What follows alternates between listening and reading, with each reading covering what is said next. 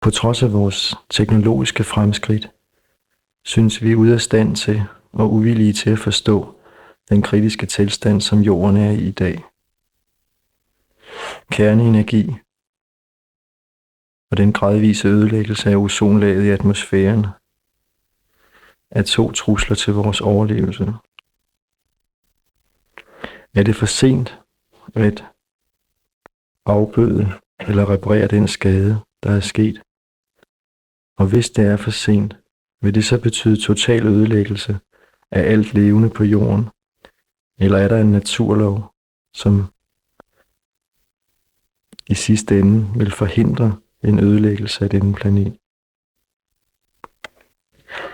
How sweet. I understood that better.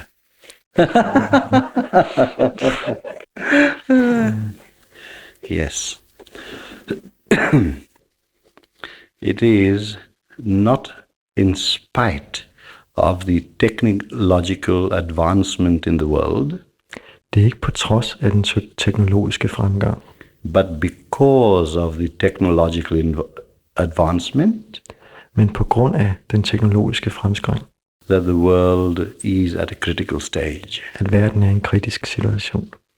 I've been saying this for many years, that at the turn of the century, about 2050 to 2100, we are facing a great catastrophe.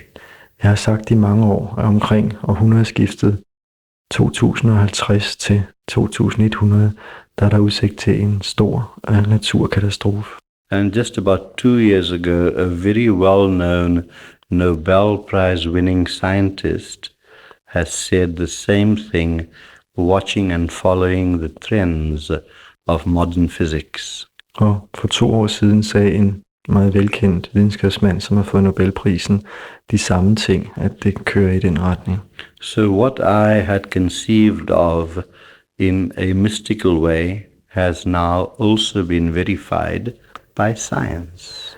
Og jeg har kendt på mystisk vis, eller metafysisk vis, er nu også kendt af videnskaben. Technological progress does not mean evolutionary progress. Teknologiske fremskridt betyder ikke evolutionær udvikling. Because technology works mostly on the mind level. Teknologi beskæftiger sig mest med sindet. And as we know, and as I've said many times, the mind is a very cunning animal. Og som jeg så tit har sagt, sindet er et meget snedigt dyr. And the mind has qualities such as wanting of power and possession. Og sindet har blandt andet egenskaber som det at vil have magt, at besidde. Lust, greed, and the mind in its present state has far more negative qualities to it than positive ones. Også kvaliteter som lyst eller grådighed osv. I det hele taget har sindet langt flere negative kvaliteter end positive kvaliteter. Now many questions arise from this. Can this impending catastrophe be avoided? Mange spørgsmål opstår. Kan denne truende katastrofe forhindres? What can man do to lessen the negativity from the mind?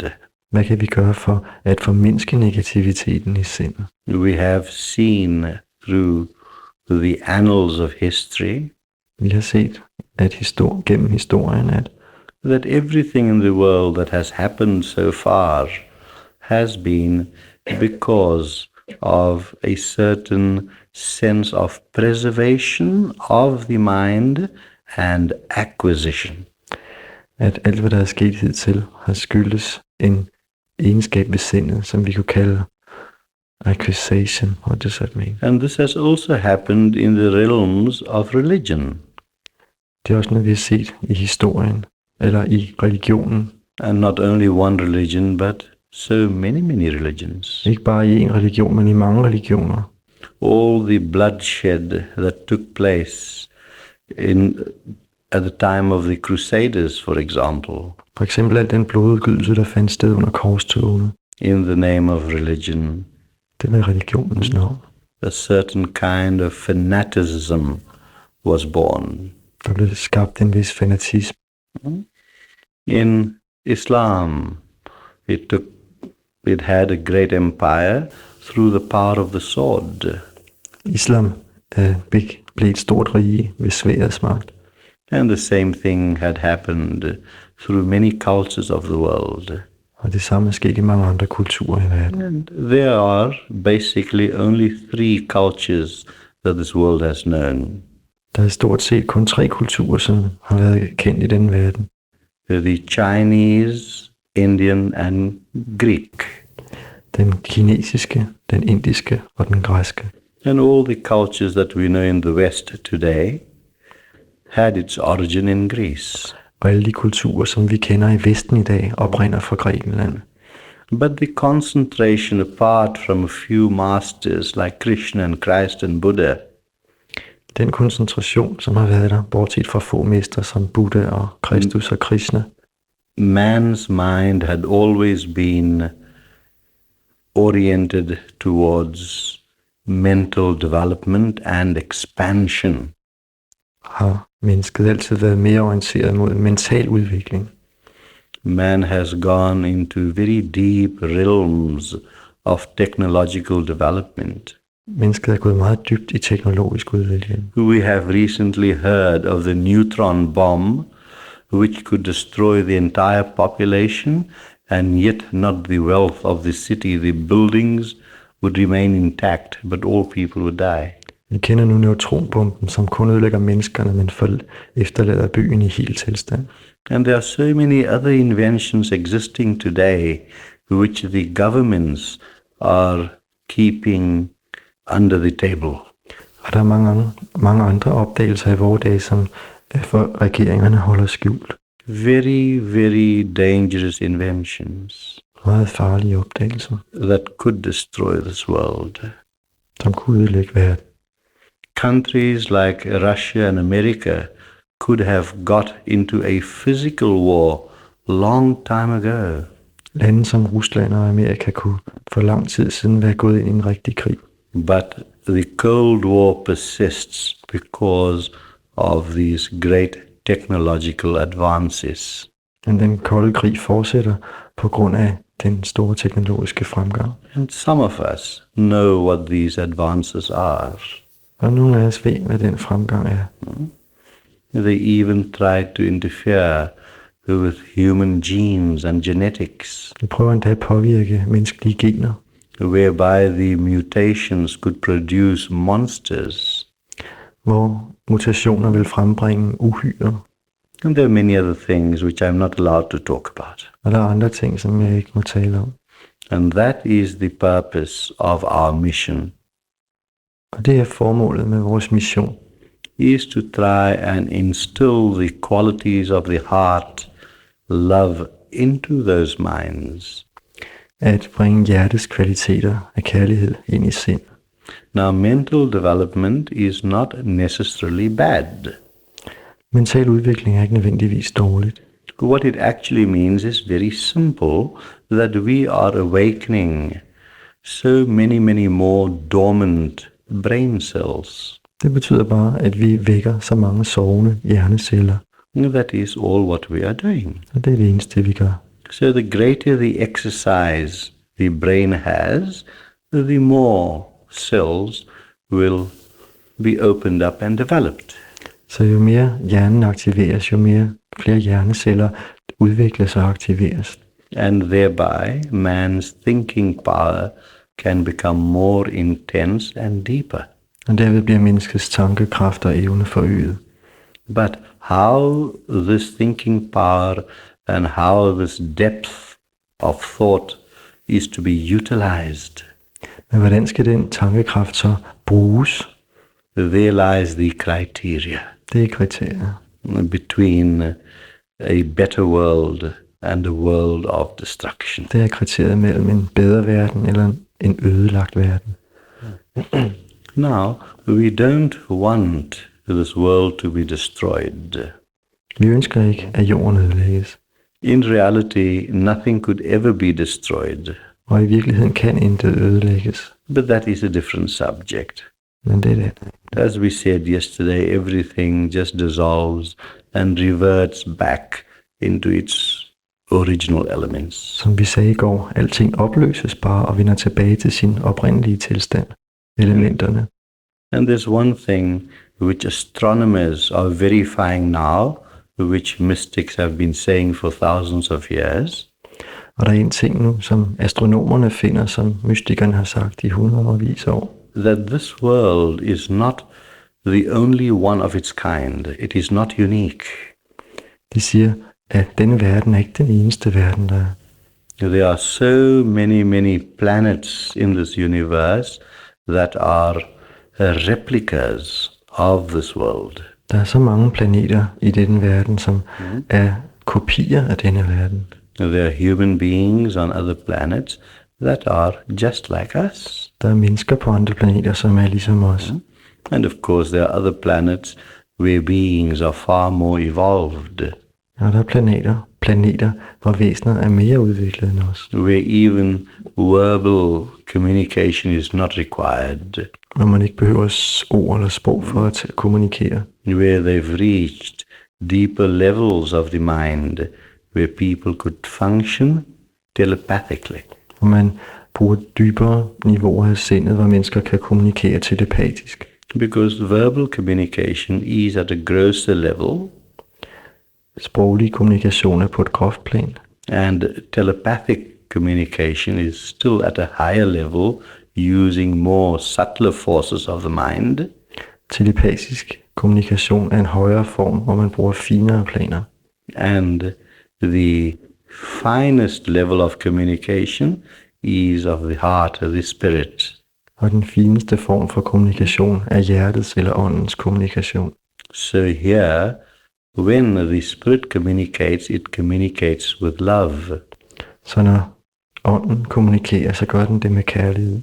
And that love is felt and not thought of. Og den kærlighed føles, den tænkes der ikke på.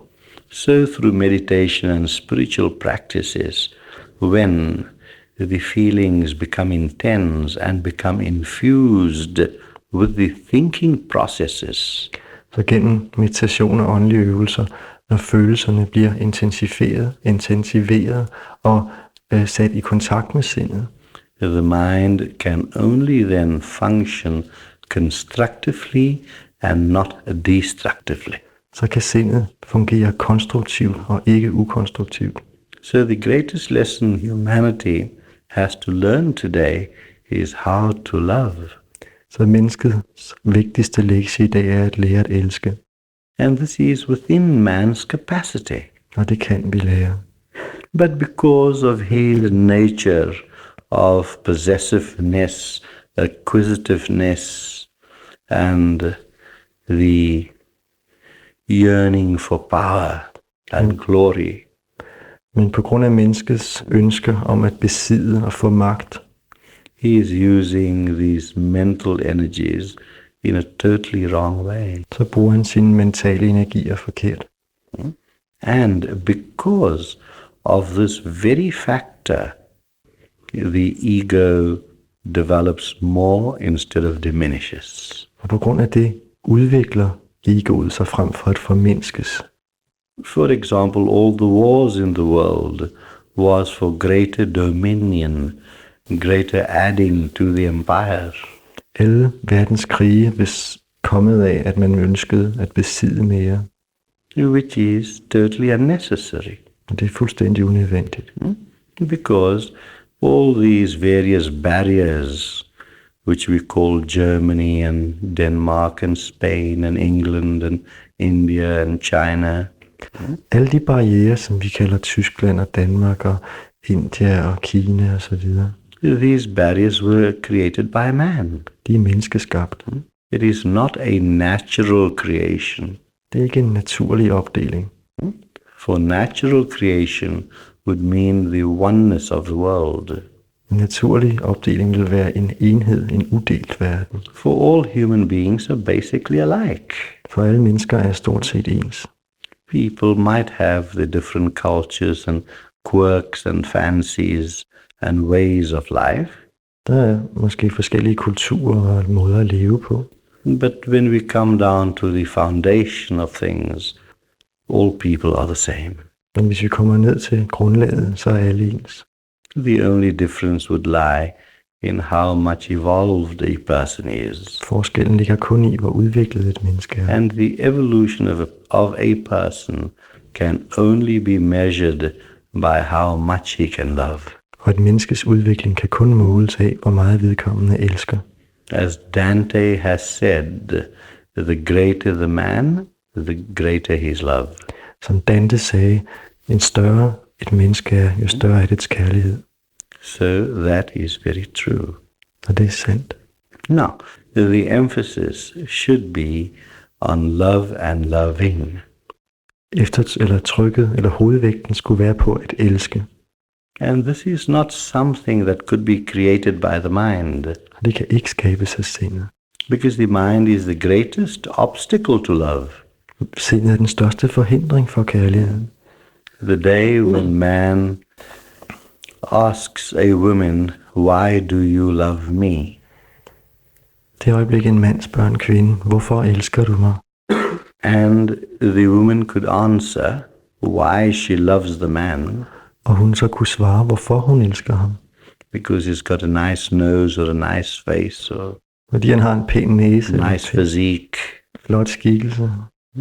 And the other way around as well, of course. Og også den anden vej rundt. Good. Then immediately when the man or the woman could give you a reason why I love the person, then it is not love. Det øjeblik, man kan give en grund, er det ikke kærlighed. It could never be, because here your heart is not functioning, the mind is functioning. Her er det ikke hjertet, der fungerer, men sindet. The mind is analyzing. Det analyserer. The mind is trying to analyze something which is unanalyzable. Sindet prøver at analysere noget, som ikke kan analyseres. That's why, as we said, love is blind. Det er derfor, vi siger, at kærligheden er blind.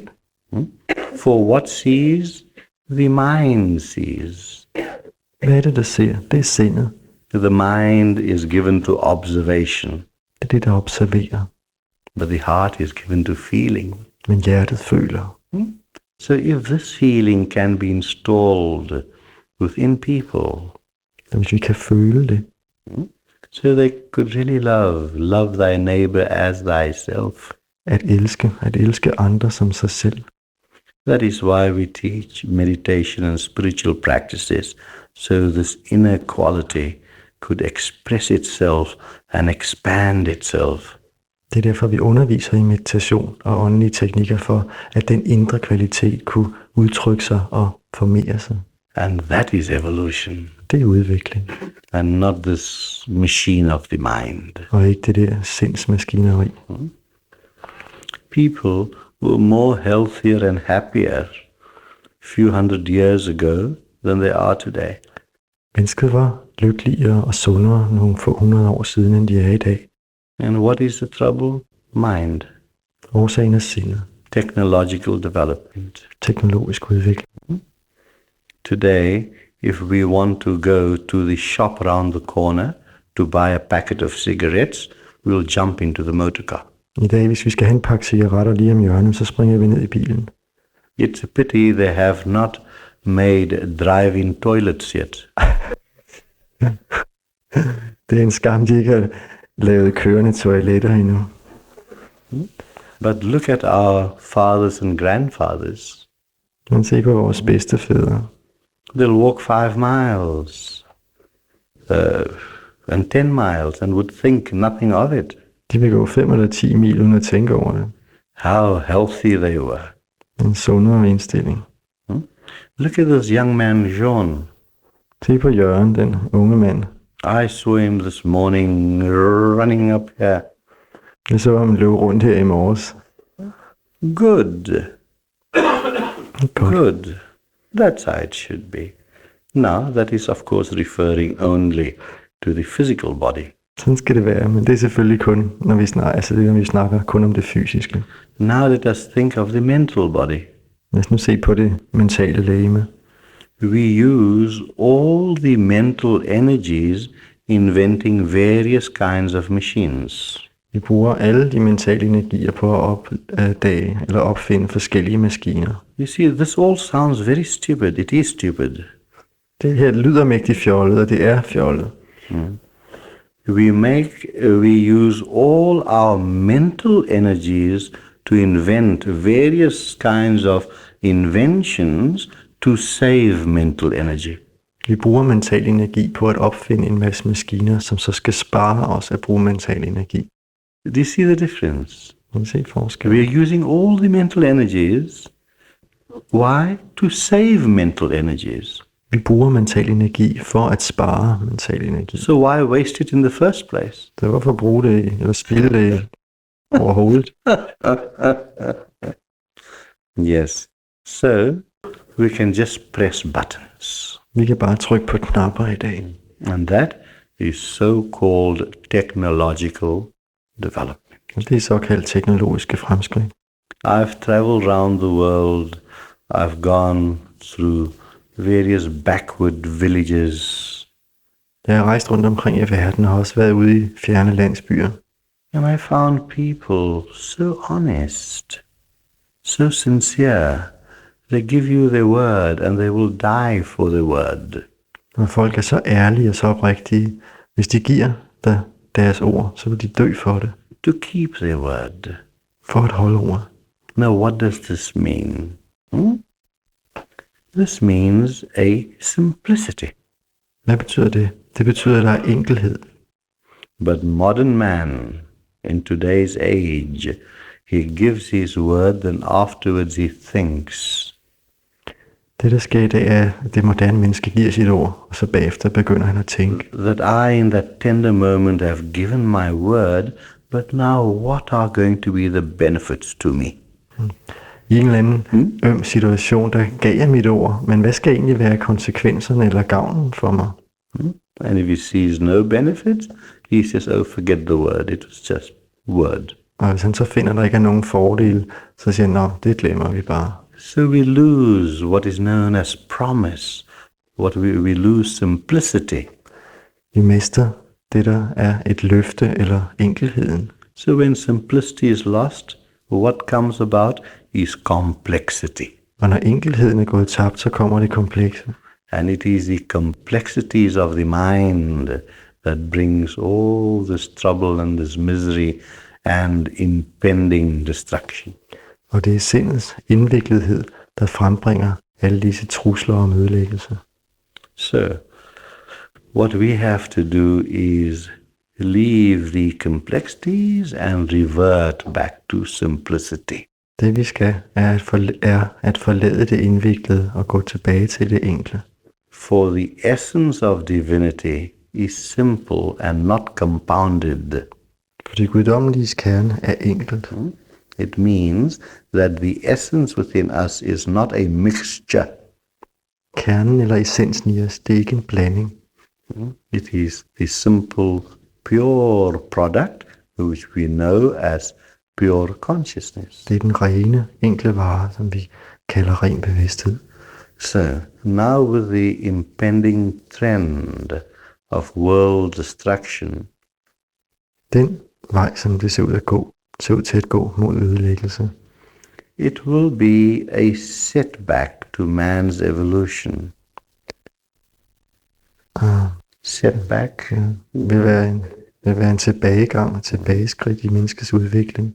Because all the souls that will perish will go to another planet which is like this one. Hvis der vil komme en verdensudlæggelse, så vil det være et tilbageskridt, fordi det vil være en spild af tid for alle de mennesker, som går til. So do not be afraid that you will be destroyed. You could never be destroyed. Men vær ikke bange for, at I kan ødelægges, for man kan ikke ødelægges. But that will be a kind of a cure. Det vil være en slags kur. But what we want is prevention. Men det vi hellere vil, det er at forebygge. As any doctor will tell you, prevention is better than cure. Så hver doktor vil sige, at det er bedre at forebygge end at helbrede. And the only way the impending doom can be avoided is by developing heart qualities. Og den eneste måde, som man kan undgå den truende dommedag på, er at udvikle hjertets kvaliteter. Now, simplicity of the mind must not be confused with stupidity of the mind. Et enkelt eller et simpelt fungerende sind skal ikke forveksles med et dumt sind.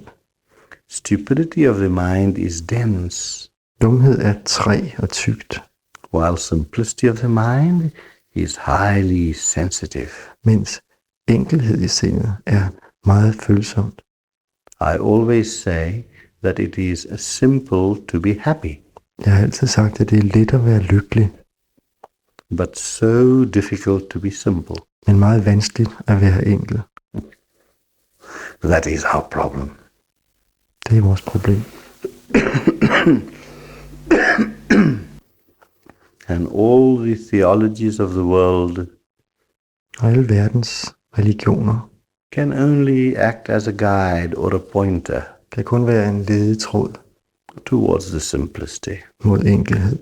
But the simplicity has to be created by ourselves, within ourselves. Men den enkelhed må skabes af os selv, i os selv. And meditation is the direct way, Og meditation er den direkte vej, whereby the forces are drawn from deep within, and an infinite store of energy hvorigennem kræfterne eller energierne tages dybt indefra, hvor der er et uendeligt reservoir af energi. an infinite store of pure, subtle energy which could infiltrate every recess of the mind and brain. Et uudtømmeligt depot for finere energier, som kunne fylde enhver del af sindet. The way man is behaving today is towards self-destruction, but that destruction will not come about on its own. Menneskets adfærd fører mod ødelæggelse, men den ødelæggelse vil ikke komme af sig selv. Man will be the cause of it Mennesket vil være årsagen, because of all the negativity man produces collectively. på grund af al den negativitet, som mennesket skaber kollektivt. It creates a magnetic force opstår der en magnetisk kraft, whereby the other similar negativities surrounding this planet in the atmosphere hvorved alle de andre lignende negative energier, som omgiver planeten, will be drawn and further condensed, bliver tiltrukket og fortættet her på jorden, and thus empowering the negativities that we have in us. og således forstærker den negativitet, som vi har i os. It will strengthen the negativities, Den vil styrke det negative, which we might call technological progress, som vi måske kunne kalde teknologiske fremskridt. because the thought behind it is destruction. Fordi tanken bagved det er ødelæggelse. It is said of Albert Einstein Einstein sagde, that he was so sorry that he expounded the law of relativity, at han var meget ked af, at han fremlagde relativitetslovene. because without that there would be no atomic bombs. Fordi uden dem ville der ikke have været nogen atomvåben. Now this very atomic energy could be used in such a wonderful way for power and fuel and other necessities. Den samme kerneenergi kunne bruges meget vidunderligt på mange andre måder til energi. And properly used, it could avoid the oil crisis the world is suffering. Og anvendt rigtigt kunne den forhindre den oliekrise, som truer verden. For this is immediately possible. Og det er muligt med øjebliksvarsel. And there are ways where nuclear power could be harnessed Og der er måder, hvorpå at kernekraften kunne harness, hvad betyder det?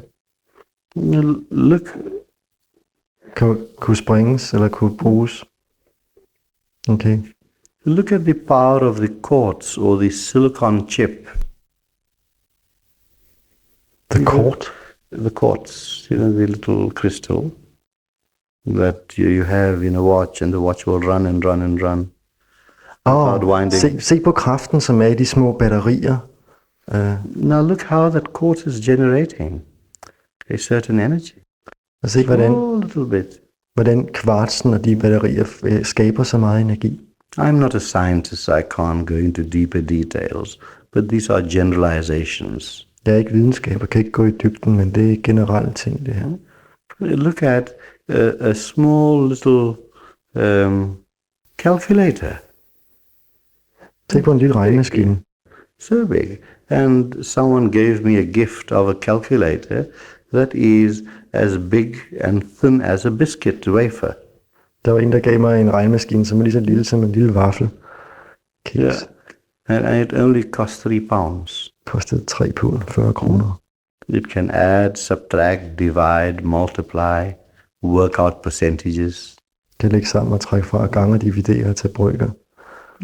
Now, for that very same thing, it would have required a room 10 times as big as this. For at opnå det samme, vil det kræves et værelse, som er 10 gange så stort som det her. To reproduce the same results. For at opnå de samme resultater. And all that because of the silicon chip. Og det er alt sammen på grund af det krystal. That you could have it in your little pocket. Som er så lille, man kan have det i lommen. Technological advance. Teknologisk fremskridt. But what has it done? Men hvad er der sket? What has it really done that my son goes to university with one of the calculators in his pocket? En af mine sønner går på universitetet med sin regnmaskine i lommen. So, when there is a mathematical formula, he presses buttons. Når han skal løse opgaver, så trykker han på knapper. Where is real thinking gone? Hvor er den virkelige tænkning henne? It's becoming non-existent. Den eksisterer ikke. Real thinking, real working out of the formulas where the mind can be exercised. Det at løse opgaven, hvor sindet bliver øvet. So, all the mental energies that were spent in technological advancement is making people into morons, robots. Al den mentale energi, som blev brugt på at få mennesker til at trykke på knapper, er blevet spildt og har fået mennesker til at blive robotter. Because my son having the calculator, he is not going to sit down working out his mathematical formulas. Så ved det, at han har regnmaskinen, gør det, at han ikke sætter sig ned for at løse opgaven. His mind is not being exercised into thought and creative thought. Han øver ikke sit sind i at tænke kreativt. So his mind becomes a robot. Så hans sind bliver en robot. And that is what some of the vested powers want people to be. Og det er det, som nogle mennesker ønsker, at mennesker skal være. Robots. Robotter. So for personal gain, robots can be used så at man for personlig vinding kan bruge robotterne. To act as those powers want them to act. Til at handle, som de magter eller de mennesker ønsker, de skal handle. It is very easy to control a robot. Det er meget let at kontrollere en robot. But difficult to control a creative thinker. Men svært at kontrollere en kreativ tænkende person. Minds can be so conditioned that through mass propaganda, people can be made to do anything that the powers want them to do. Mennesket kan indoktrinere så meget, at magter kan få dem til at gøre hvad som helst. So what has happened to the ordinary man in the street? Så det, der er sket for det almindelige menneske på gaden, that he has just become a mechanical machine, at han er blevet en mekanisk maskine, governed by mechanical powers. styret af mekaniske kræfter. So where is evolution? Så hvor er udviklingen henne? With all these various conditions I've enumerated, Med alle disse betingelser, som jeg har snakket om, and with so many more things which will take hours to describe to you, og med en masse andre ting, som det vil tage timevis at omtale, a great blockage has occurred as far as man's evolution is concerned. herved er blevet skabt en meget stor blokering i menneskets udvikling.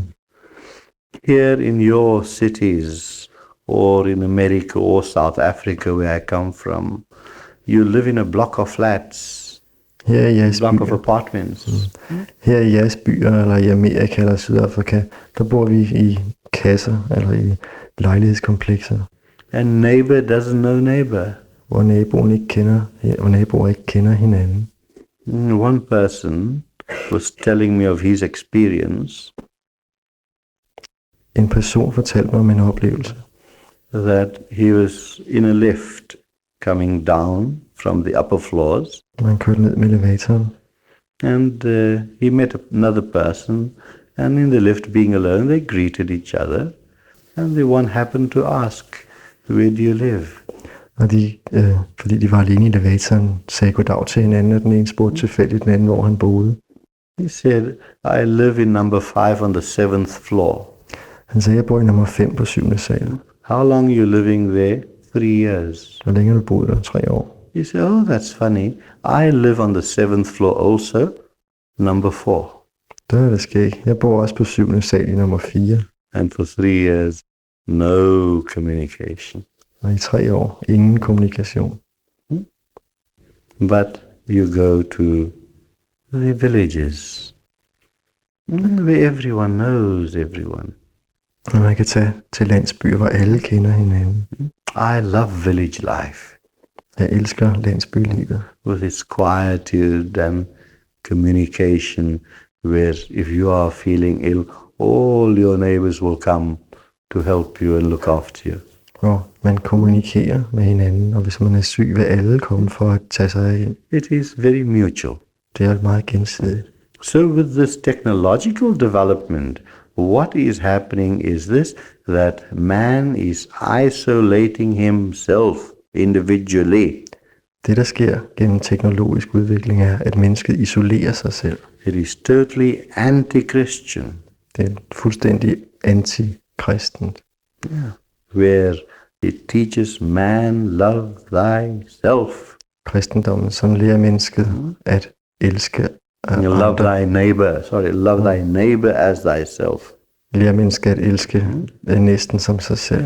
But if you don't know your neighbor that even lives next door to you for 3 years, how are you going to love him? Hvis du ikke engang kender den nabo, der boede ved dig i 3 år, hvordan skulle du så nogensinde komme til at elske ham? So, in this one universal mind that permeates everyone, Så i det universelle sind, som gennemtrænger alle, we are by the mind creating divisions and isolations. deri skaber vi ved sindet opdelinger og isolationer. So this neighbor that lives next door should meet the other neighbor falling down in the street. Hvis nu naboen mødte den anden, og hvor han faldt på gaden, And not knowing him that he's my next door neighbor, he's not going to stop to help. og når han ikke ved det i naboen, så vil han ikke stands for at hjælpe ham. You see the state we are in today. Så i den tilstand, vi er i. But yet if this neighbor knew, the neighbor said, "Oh, this my next door neighbor fell down, let me pick him up and take him home in my car or whatever." Hvis han vidste, det var naboen, ville han tage ham op og køre ham hjem. So separation has occurred, isolation has occurred. Så der er opstået adskillelse og separation. Man has become so selfish, Mennesket er blevet så selvisk. everyone for himself and to hell with the rest. Alle er for sig selv og er helvede til med resten. Yeah. And which is against all forms of spirituality and religion. Og som er mod enhver form for åndelighed eller religiøsitet. Nobody just cares anymore. Ingen tager sig af noget længere. Now, that is not evolutionary progress. Det er ikke udvikling. There is only one way how this can be altered, and that is expansion, development, and opening up the heart. Og der er kun en måde, det kan ændres på, gennem udvidelse og åbnen op af hjertet. For opening of the heart will create concern, For det, genuine concern. for det at åbne hjertet vil få os til virkelig at tage os af andre. Not just a mental concern. Oh, I'm sorry, you're not well, and blah, blah, blah, blah, blah. Ikke sådan bare overfladisk tage sig af andre. Ja, det er jeg ked af, det må du undskylde og så videre. But a genuine feeling of concern. Men en ægte følelse af at komme ved. That in turn develops a genuine selflessness. Og det udvikler uselviskhed. Then we will know the true meaning of the biblical injunction that I am my brother's keeper. Og så vil vi kende meningen i udtrykket i Bibelen. Hvordan går det på Bibelen, i bibelsk? Jeg er min brors vogter. You see? So today the world, they go to churches, and it's no wonder that the churches are getting emptier and emptier. Det er ikke noget under, at kirkerne tømmes i dag. Because the priests themselves with their training don't understand anything at all. Fordi selv præsterne med deres uddannelse forstår ikke noget. They know the surface values and the literal meanings of things, De kender overfladeværdierne og den bogstavelige betydning af tingene. but not what it really implies, the depth which goes beyond literal values. Men ikke dybderne, hvad der går bag om overfladen. But there is no hope lost, Men alt håb er ikke ude. and that is why 22 hours a day I work, Og det er derfor, jeg arbejder 22 timer i døgnet. and with the help of the people so close to me, Og ved hjælp af de mennesker, som er tæt på mig. we are trying to give forth to the world that divine message of love Prøver vi at give budskabet om kærlighed og enhed. Thank God I don't need more than 2 hours sleep. Det er godt, at jeg ikke behøver mere end 2 timers søvn. But we need the people to help to propagate this message of love. Men vi behøver mennesker til at sprede det budskab om kærlighed.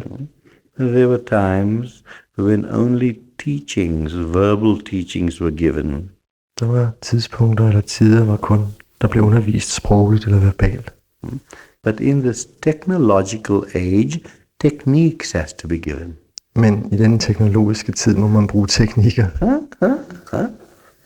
You see. So techniques combined with the understanding Så teknikker forbundet med forståelse can only change the human being. det er kun det, der kan ændre mennesket. For the world collectively can never be changed. It has to be changed individually. For verden som en helhed kan ikke ændres. Kan kun ændre individerne enkeltvis. Because the totalness is composed of units. Helheden består af enheder. Look after the units, and the total will look after itself. Kig efter de enkelte dele, og helheden vil tage vare på sig selv. That is the path of progress. Det er fremskridtets vej. Now, we could never say that the entire world is going to reach a high state of evolution. Vi vil aldrig kunne sige, at hele verden vil nå en høj udvikling. That will never happen. Det vil aldrig ske. Because it is contrary to the laws of nature. Det er modsat naturlovene. And people that say that we are in an age of enlightenment, it is not true. Og dem, der siger, at vi er i en oplyst tidsalder, der taler ikke sandt. You see, we are in a very small section of this vast continuum stretching at both sides. Vi befinder os på en meget lille del af det totale spektrum, som breder sig til begge sider. So our vision is only confined to that little section. Og vores vision dækker kun den lille del. So everything being motion, Ved det, at alt kun er bevægelse, with various things developing, you'd have in the motion things from a lower level entering our little section, ved det, at alt er i bevægelse, så vil man have, at ting fra en lavere is entering from the lower levels into our section, ved det, der kommer ting ind i vores del af spektret, where we might have to spend many lifetimes. så vi måske skal tilbringe mange liv. We progress on out of our section further up. Og derfra udvikler vi os så videre gennem vores del af spektret til andre dele højere op. But this section can never remain a vacuum. So as many that move out this way, others will move in to that section also. Men den del, hvor vi er, kan ikke være tom, så det, der går ud, gør, at andet går ind. It is like a train. Some passengers are getting off and other passengers are getting on. Det er ligesom et tog, hvor nogle passagerer stiger ud, og andre stiger ind. And the trains remain full and moving all the time. Og toget er hele tiden fuldt og i bevægelse. So, the hope for mankind is entirely on an individual basis. Så menneskets håb er udelukkende på individuel plan. There is a general tendency of destruction of this world, Der er en generel tendens mod ødelæggelse af verden. and it will not be the destruction of this planet only, Og det vil ikke kun være ødelæggelse af denne her planet. but it will have an effect on the entire solar system. Men det vil påvirke hele solsystemet. For the energies we have invented in this world today For de energier, vi har opfundet i dag, are so powerful that it will penetrate and go beyond all the environmental factors surrounding this planet through the stratospheres, etc., and disturbing the circuit of other planets. de energier, vi har opfundet i vores dage, er så kraftige, at de vil gennemtrænge den atmosfære, som omgiver jorden, og trænge ud og påvirke andre planeters kredsløb om solen In our solar system, i det her solsystem. there are many other planets in our solar system that have not been observable yet because of lack of the kind of instruments that are required. Der er andre planeter i vores solsystem, som endnu ikke er opdaget på grund af mangel på instrumenter til at se dem. So our solar system just does not contain 7 or 9 planets. There are many more. Så der er ikke kun 7 eller 9 planeter her i solsystemet, men flere. Many planets are even smaller than this Earth planet. Og nogle af dem er mindre end jorden. And those will be most affected. Og det vil være dem, der påvirkes mest. And the vibrations are set up in the smaller ones will automatically affect the bigger planets Og de vibrationer, der bliver skabt, in our solar system. og de vibrationer, der skabes i de små planeter, vil automatisk påvirke de større i det her solsystem. And when this effect is created in our solar system, it will affect other solar systems around it. Og når det her solsystem er blevet påvirket, så vil det igen påvirke andre. And thereby, with these vibrations carrying on, it will affect the entire galaxy. Og ved det, at de vibrationer spredes, vil det påvirke hele galaksen.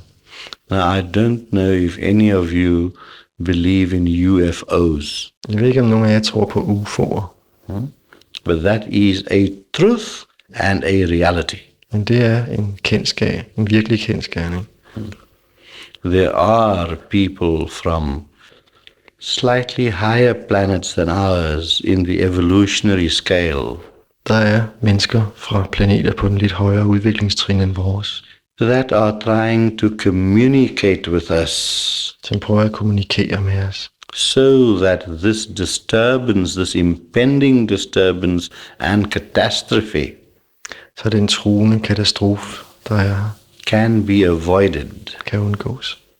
These visitations are not to create harm amongst us, Disse besøg er ikke for at lave skade, but these visitations are there to help us, men for at hjælpe os. if only we would avail ourselves to it. Hvis bare vi vil være åbne over for det.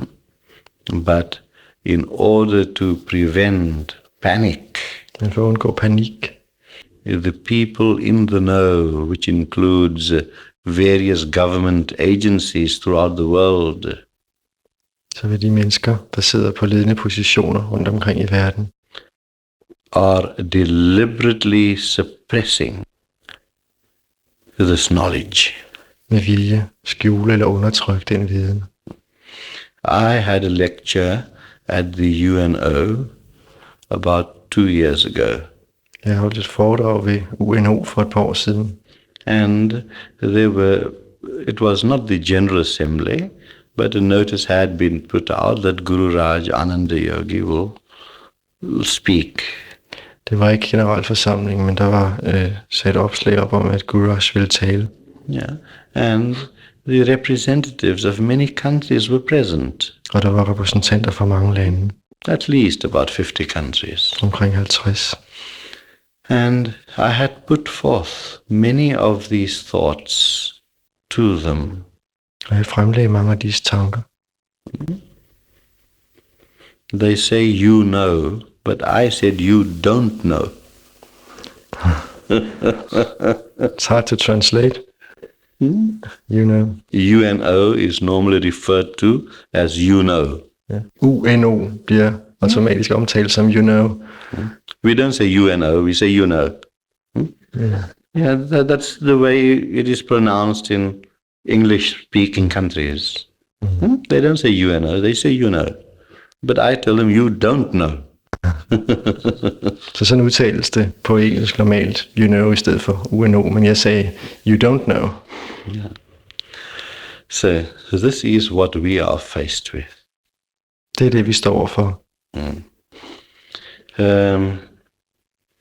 The people from outer space that are communicating with us, Mennesker fra or det ydre, trying to communicate rather, de mennesker fra det ydre rum, som prøver at kommunikere med os, can bring to this world so many vibrational energies of a much higher level. kunne medbringe meget højere vibrerende energier til os. Their communication has to be telepathic. Deres budskab må være telepatisk. Then only can man understand what they are trying to say. Kun på den måde vil mennesker kunne forstå, hvad de prøver at sige. Because being of or existing in a higher dimension, For ved det, at de eksisterer i en højere dimension, we have to understand that dimension, and there are some people that could understand that dimension så må vi være i den højere, and the communication. dimension for at kunne forstå de mennesker og deres kommunikation. Yes, but if that communication is understood and explained to the people in power, Og hvis det budskab og den viden bliver oversat og givet videre til de mennesker, som sidder på magten, then what will happen to all the wealth of the countries? det der så vil ske, hvad vil der så ske ved alle landets rigdomme? They want Fort Knox in America to be full with gold all the time. De vil have, at Fort Knox skal være fuld med guld hele tiden. They want the gold mines and diamond mines and chromium, plutonium, uranium mines in South Africa to be functioning at its full height. De vil have, at guld og uran og plutonminer og så videre i Sydafrika hele tiden skal yde det største. Russia is a producer of a fantastic amount of natural minerals. Rusland producerer fantastiske mængder af naturlige mineraler, that the general world does not know about. som vi ikke kender til.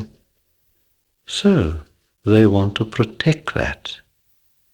Og det vil de skjule. For the powers that be will not be powers anymore. Ellers vil de kræfter, der er ved magten, ikke være ved magten længere. If the messages of higher dimensions are taken, Hvis det budskab om de højere dimensioner bliver godtaget.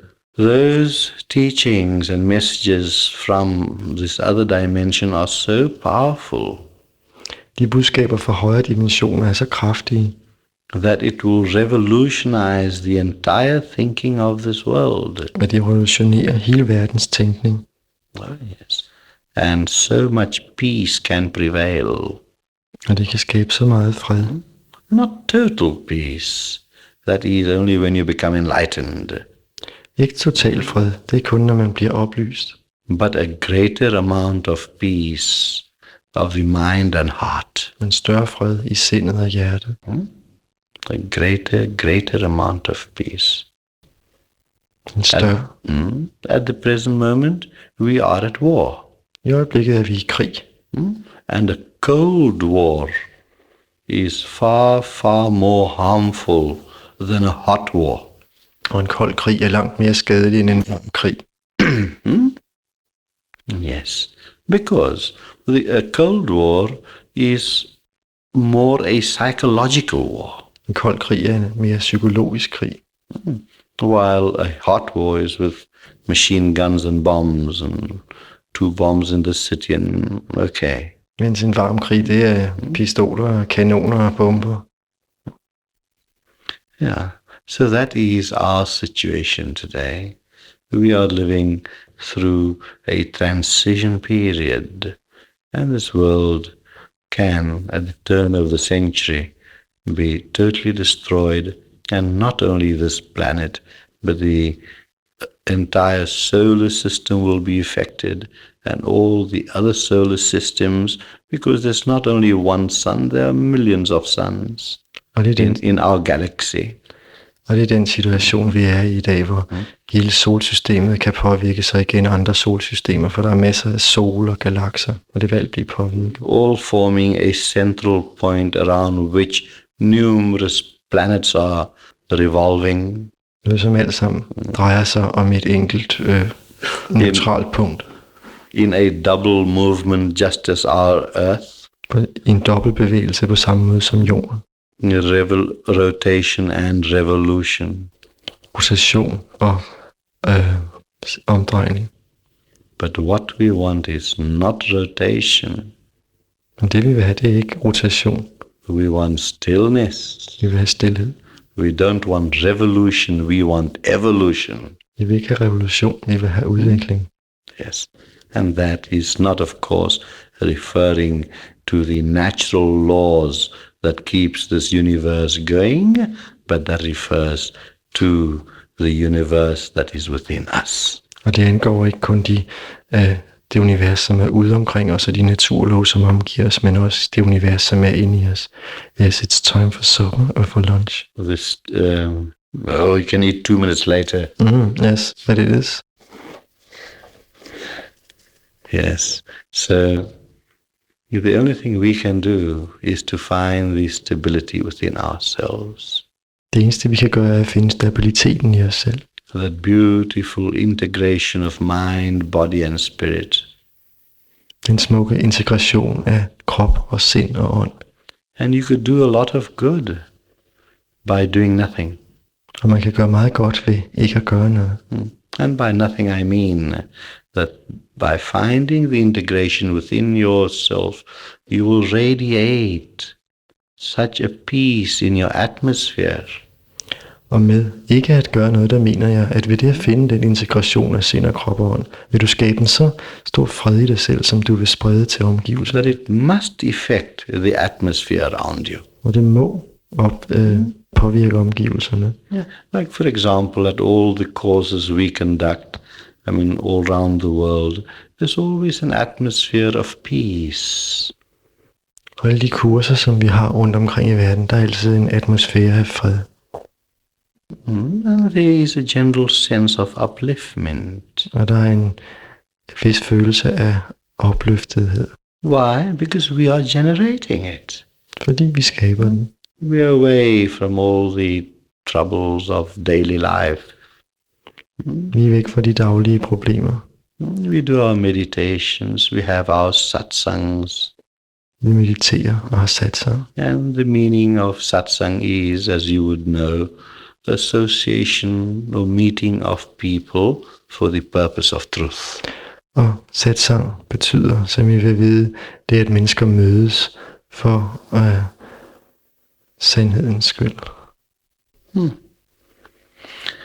So these things are so important, so simple, yet so important for the benefit of ourselves and the benefit of the environment. Så disse ting er så vigtige og så enkle og har stor betydning for os selv og for omgivelserne. It is like a flower growing beautiful. It is the nature of the flower to be beautiful. Det er ligesom blomsten, der bliver smuk. Det er blomstens natur at blive smuk. But that is not all what it does. It also beautifies the garden. Men det er ikke det eneste, der sker. Den forskønner også haven. So look at the sharing of the flower. Så det er, hvordan blomsten deler. Because of its own beauty, it beautifies the entire garden. It means it shares itself. It offers itself to the whole garden. På grund af sin egen skønhed forskønner den hele haven og deler således sin skønhed med andre. That is what we can do. Og det er, hvad vi kan gøre. Within the limitations that we have as we live in this world. Okay, vi har vores begrænsninger. There might be worldly limitations. Måske værtslige begrænsninger. Where you will earn 5,000 kroner a month.